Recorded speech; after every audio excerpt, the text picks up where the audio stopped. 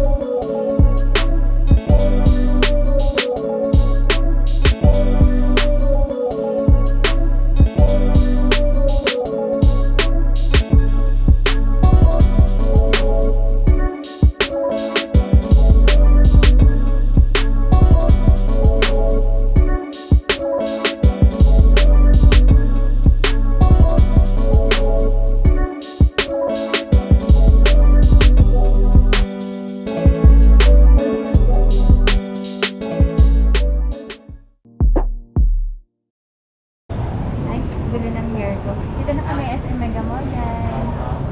SM Mega Mall. Alam niyo kung nasa dito na kami sa SM Appliance. Yes, sir. Yan ba yung sa ano, raffle? Yes, ako. Ilan ba kailangan? Yung requirements sir.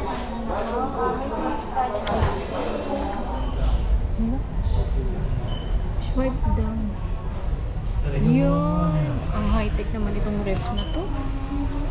Ganito. Meron pa speaker dito. Oh. Ano to?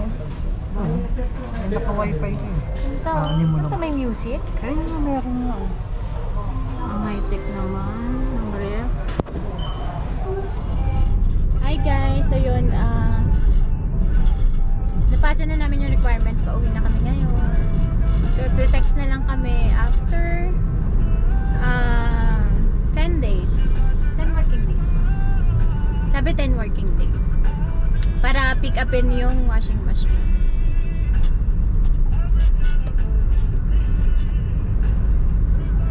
Pag kinlay mo pala yung price mo dun sa raffle, may babayaran ka pang tax. So, hindi siya tax free. For every every amount na 10,000 and up is 20% ang tax mo. So, ayun. Diba, Daddy? Yup.